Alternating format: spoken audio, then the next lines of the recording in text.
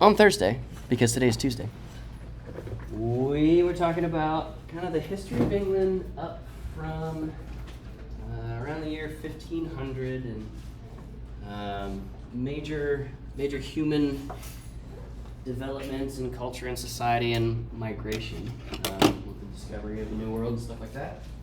A lot of this stuff started to pivot around the year 1500 and following, with the things like the Protestant Reformation, where the Church, Catholic Church, as a major shaping force on how people lived, what people were allowed to think, and so on and so forth, that kind of fractured a little bit around the time of Martin Luther. And we started seeing the development and acceptance, and then the diaspora of various different other absolutely related, but other than purely just the Catholic party line approach to thinking. And since the Catholic Church was such a dominating force for over 1,000 years across the Mediterranean, across West Asia, and across what is now the European states and countries,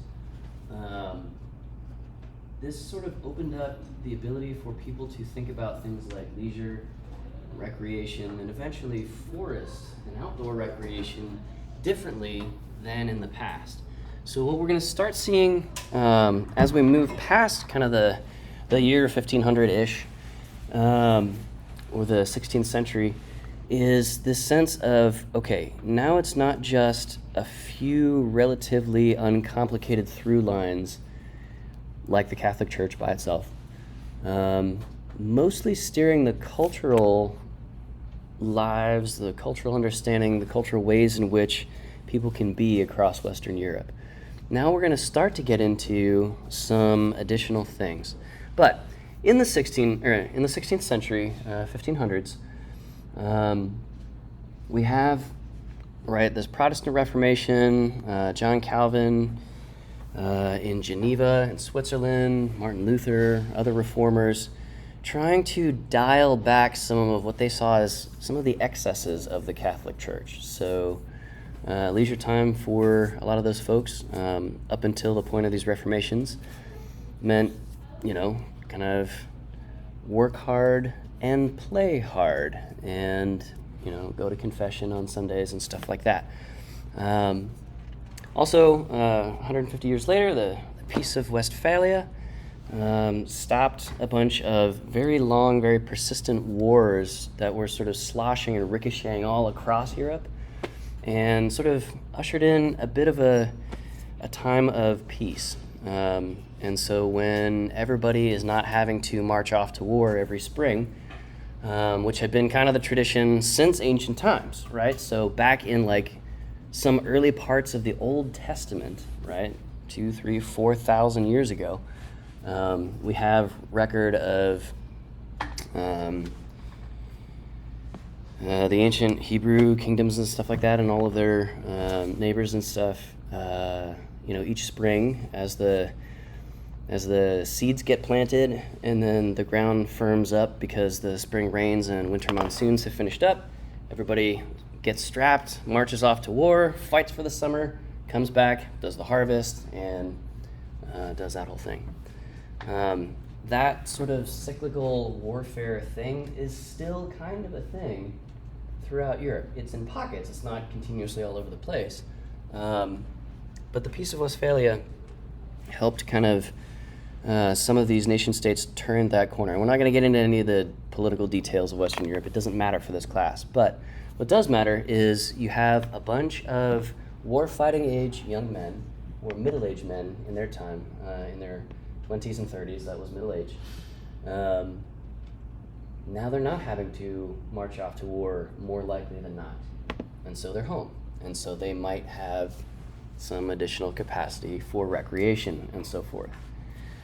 So, simultaneously with all of that, the name of the game in warfare across Europe starts to become, instead of Catholics versus pagans or Catholics versus Catholics, now it's largely Catholics versus Protestants. And so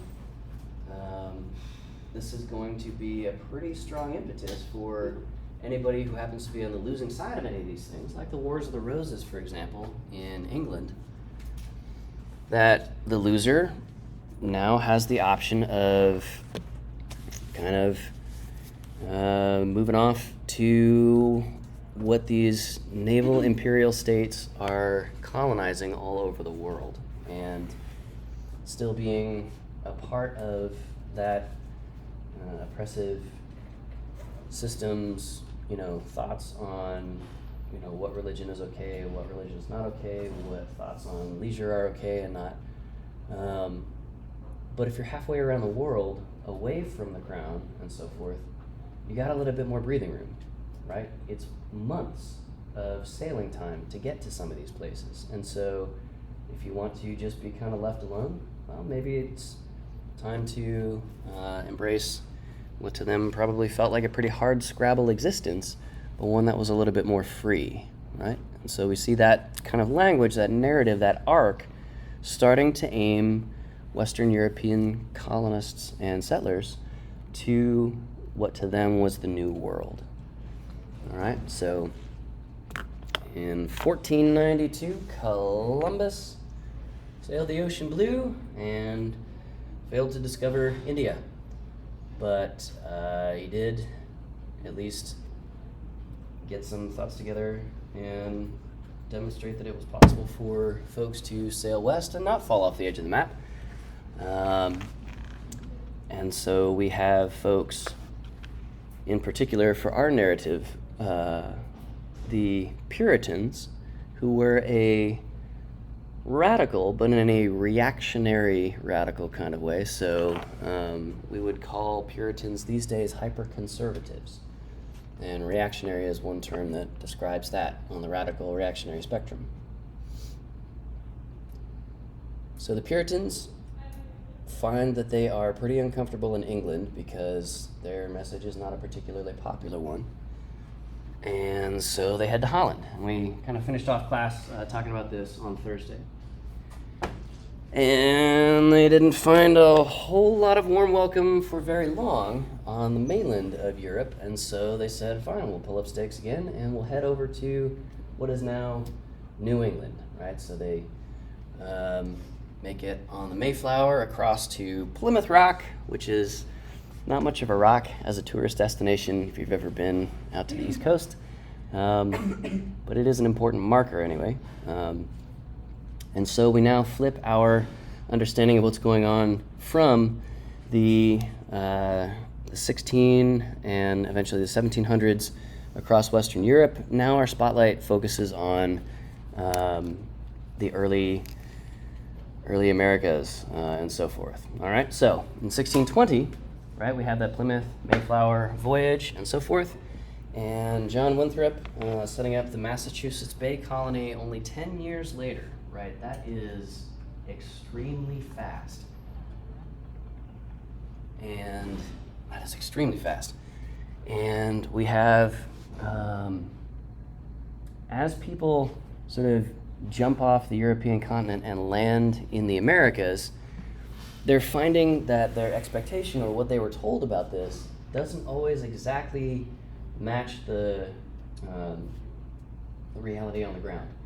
And so it's been noted by a bunch of social historians that a lot of people who came to the United States either for religious freedom or for economic opportunity, the difficulty of being a colonist and the general high lethality rate of just existing in the 1600s, it tended to push people towards more religious belief as a way of understanding the world, as a way of explaining things, providing comfort and so forth. Like this is still the time in American history when you step off that boat as an Irish settler or Scots or whatever, and like there's your village right on the ocean, and then this vast, deep, dark, unknowable forest, right? And the forests over back where they're from have been conquered, tamed, silvicultured for centuries or millennia. This is different. This hits different. the vibe check here would be a very different one than back in Europe, okay?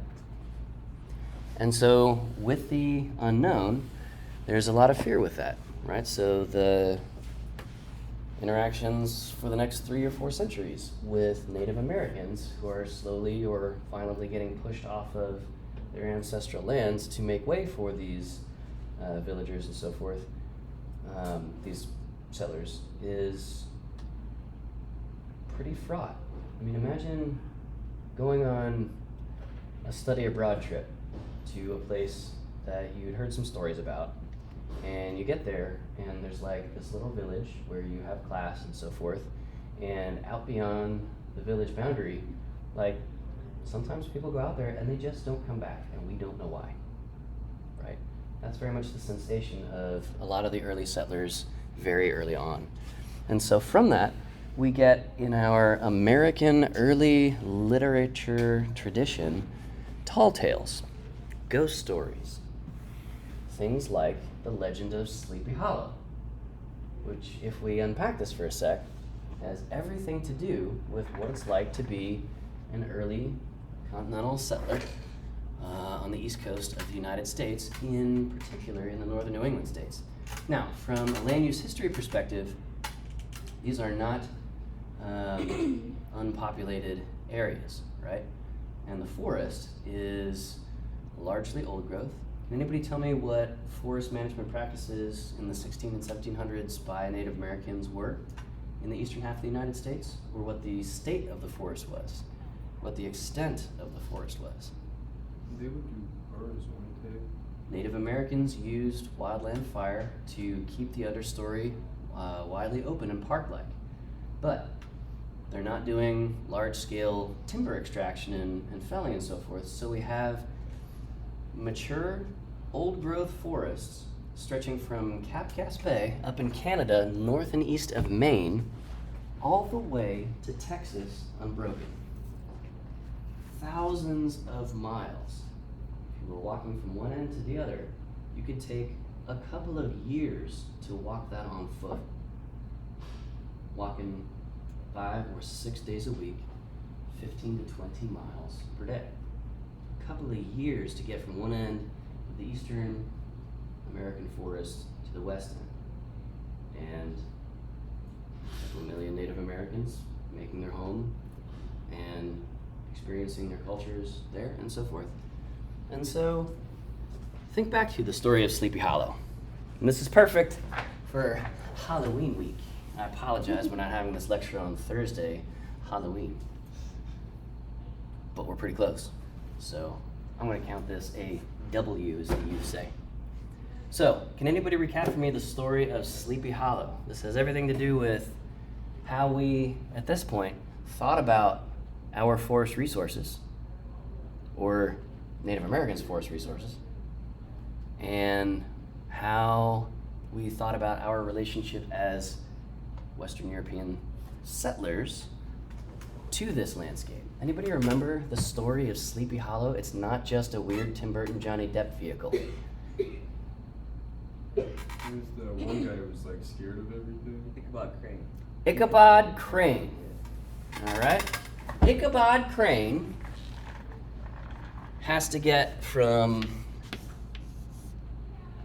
one place of safety, a village, to another, to a house, or vice versa, depending on the telling of it. And in between is what? Bridge. Forest.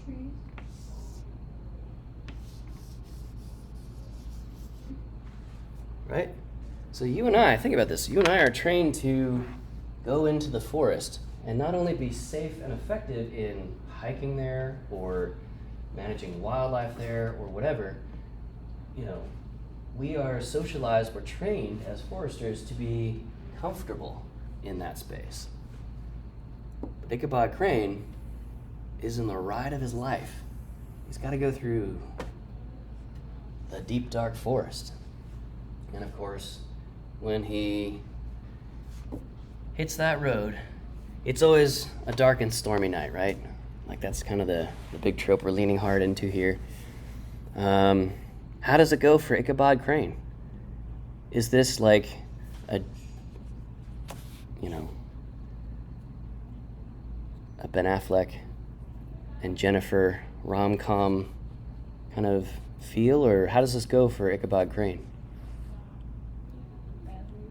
Say again? Badly? Super badly. Yeah.